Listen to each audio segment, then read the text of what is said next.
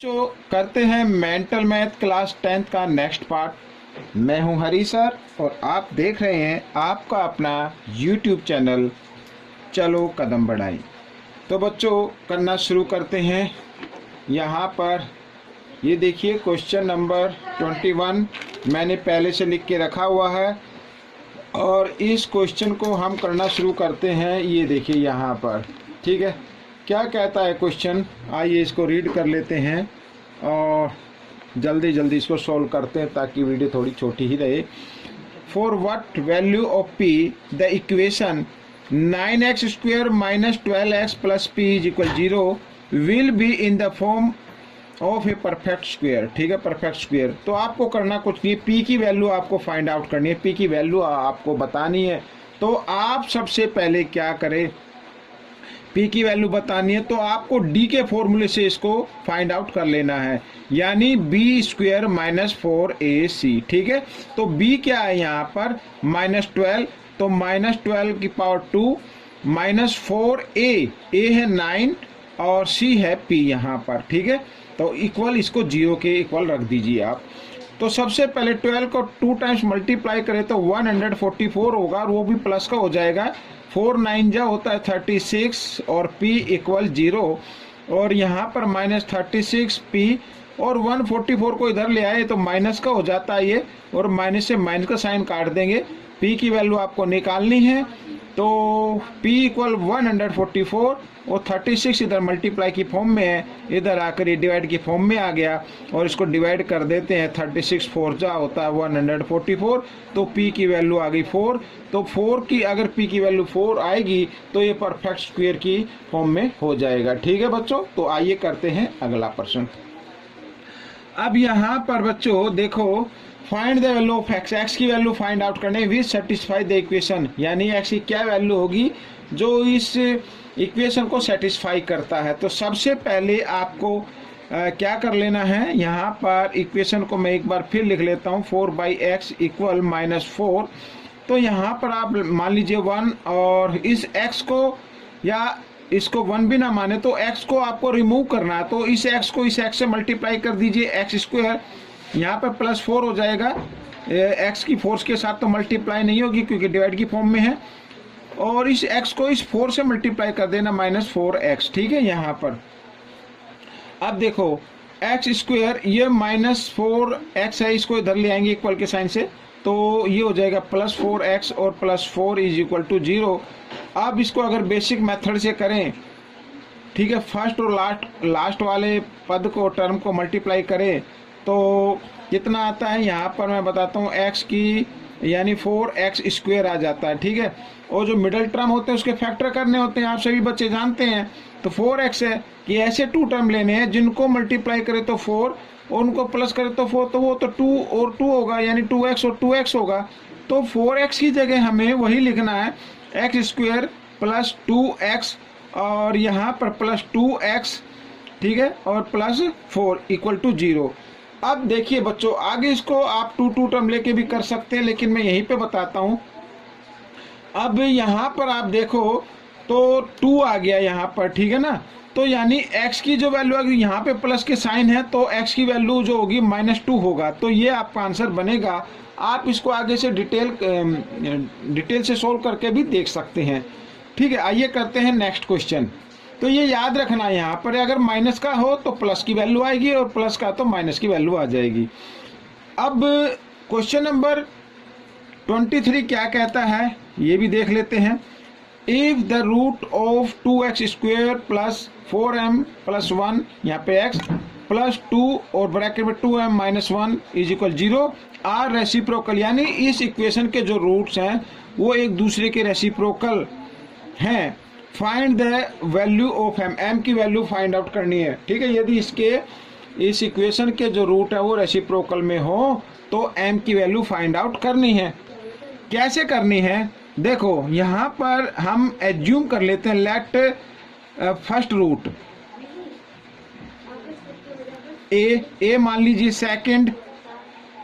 Second root को आप reciprocal यानी 1/a मान लीजिए, अब हमें अगर हम यहाँ पर देखो, कर तो आप मिडल टर्म से भी सकते हो, यानी सम ऑफ रूट से भी कर सकते हो और प्रोडक्ट ऑफ रूट से भी कर सकते हो, लेकिन अगर आप प्रोडक्ट ऑफ रूट से करते हैं तो बड़ा इजी हो जाएगा, सम ऑफ रूट से तो काफ़ी लेंथी होगा, तो इसलिए मैं प्रोडक्ट ऑफ रूट से इसको करना चाह रहा हूँ। ठीक है, तो प्रोडक्ट ऑफ रूट क्या होता है, देखो यहाँ पर शॉर्ट में मैं आपको बता रहा हूँ, तो ये प्रोडक्ट ऑफ रूट होता है। ठीक है, यहाँ पर सॉरी यहाँ पर ए, और ये होगा बच्चों प्रोडक्ट ऑफ रूट, यानी सी बाई ए होता है, सी बाई ए ही तो होगा, सी वाला टर्म भी हमारे पास है, तो इसको लिखेंगे 2 मल्टीप्लाई कर देते, 2 2 जा 4, यहाँ पर सीधा लिख दो 4m, 2 को 1 के साथ मल्टीप्लाई करने 2, तो सी बाई ए क्या है 2 है, तो इस तरीके से कर सकते हैं।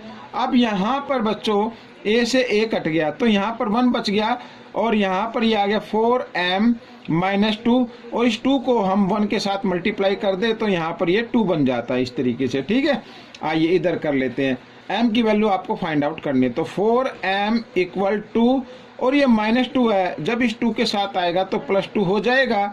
m की वैल्यू 2 + 2 4, और 4 इधर मल्टीप्लाई की फॉर्म में, इधर आकर डिवाइड की फॉर्म में आ गया, 4 1 जा 4, तो m की वैल्यू आ गई बच्चों 1। तो ये आपका क्वेश्चन सोल्व हो गया। आइए करते हैं नेक्स्ट क्वेश्चन। यहाँ पर ये रहा नेक्स्ट। तो बच्चों डरने की बिल्कुल भी जरूरत नहीं है, आप अपने टीचर से आसानी से पूछ सकते हैं, ठीक है ना। तो आइए करते हैं, what is the ratio of the product and some of root, ratio में फाइंड आउट करना है। ठीक है बच्चों, तो आइए सम ऑफ रूट निकाल लेते हैं बच्चों। सबसे पहले sum of root, sum of root होता है बच्चों -b/a, और यहाँ पर -b है, माइनस का साइन आएगा, b है -18, तो इस तरीके से हम रखेंगे, और a है 5, तो यानी माइनस माइनस प्लस हो गया, तो 18/5 हो गया। ठीक है, अब product of root, product of root तो रूट से लिखेंगे, प्रोडक्ट ऑफ रूट्स होता है बच्चों c/a। ठीक है, आपने इतने क्वेश्चन कर लिए तो आपको मालूम हो गया होगा, और c है हमारा 12 और a है 5। ठीक है, इस तरीके से। तो अब यहाँ पर क्या लिखा, what is the ratio of product, तो जो पहले लिखा है पहले आपको वो लिखना है, तो 12/5 रेशो का साइन लगाना है।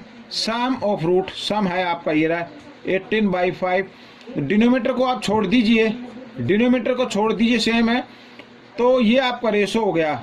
आप चाहे तो इसको डिवाइड कर सकते हैं 3 की टेबल से, 3 4 जा 6 से भी होगा, 6 2 जा 12, 6 3 जा 18, यानी 2:3, ये आपका आंसर आ गया। अब इस पार्ट का लास्ट क्वेश्चन कर लेते हैं। यहां पर देखो, what is the sum of reciprocal of the root of the equation, इस इक्वेशन के रूट निकालने हैं। क्वेश्चन क्या कहता है, पहले रूट निकालेंगे, जो रूट आएंगे उसका जो रेसिप्रोकल होगा उनका सम हमें फाइंड आउट करना है। आइए रूट निकाल लेते हैं, बेसिक मेथड से निकालेंगे। x² - 7x + 12 = 0। यहाँ पर लास्ट और फर्स्ट टर्म को मल्टीप्लाई करें तो 12x² आ गया। मिडिल टर्म के फैक्टर करने, दोनों पे माइनस का साइन है, माइनस माइनस भी प्लस होते हैं, यानी आपको ऐसे नंबर बताने हैं मल्टीप्लाई करें तो 12 और उनको प्लस करें तो 7। जी हाँ, वो होते हैं 4 और 3। यहाँ पर x भी आप लगा लें।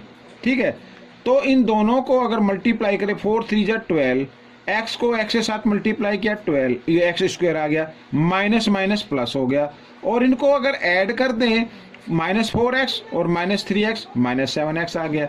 तो यहाँ पर आइए मैं लिख लेता हूँ, x² - 4x - 3x और +12 = 0। अब आप इसमें से कॉमन नंबर निकाल सकते हैं, हमने पेयर बना लिया इधर, तो x कॉमन आ गया, यहाँ पर x - 4 और माइनस का साइन इधर है, तो 3 दोनों में, यानी 3 की टेबल में 3 भी आता है, 12 भी आता है, तो 3 कॉमन आ जाएगा, और ये x बच गया, और माइनस प्लस माइनस 3 4 जा 12 = 0। तो एक तो आ गया x - 3 और एक आ गया x - 4। अब जितनी आपकी प्रैक्टिस होगी उतनी जल्दी आप इसको कर पाएंगे। तो आपको यहीं पे माइंड में इसको कर सकते कि ऐसे कौन से फैक्टर होंगे, दोनों माइनस में आएंगे तो दोनों की वैल्यू क्या आ जाएगी, बाद में प्लस में आ जाएगी। यानी x की वैल्यू निकाले तो -4 इधर आकर ये +4 हो जाएगा और ये 3 हो जाएगा।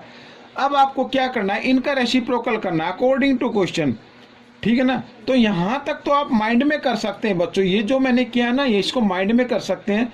फिर इसका आप रेसिप्रोकल का सम आप फाइंड आउट कर ले। तो 4 का रेसिप्रोकल होगा 1/4 प्लस 1/3। अब इनका सम फाइंड आउट करना है तो 4, क्योंकि दोनों कंटिन्यू नंबर है तो दोनों को आप मल्टीप्लाई कर दे, यही आपका एलसीएम हो जाएगा। साथ ही आपको क्या कर देना है, क्रॉस मल्टीप्लाई, 3 1 जा 3 और 4 1 जा 4, तो ऐड किया 7/12, ये आपका आंसर आ गया बच्चों। तो ये वीडियो कंप्लीट हो गई है। आपको ये वीडियो कैसी लगी मुझे ज़रूर बताएं, इसमें से सीखकर दूसरों को ज़रूर सिखाना है। मिलेंगे नेक्स्ट पार्ट में, तब तक आप वीडियो को देखते रहिए और वीडियो देखने के लिए धन्यवाद।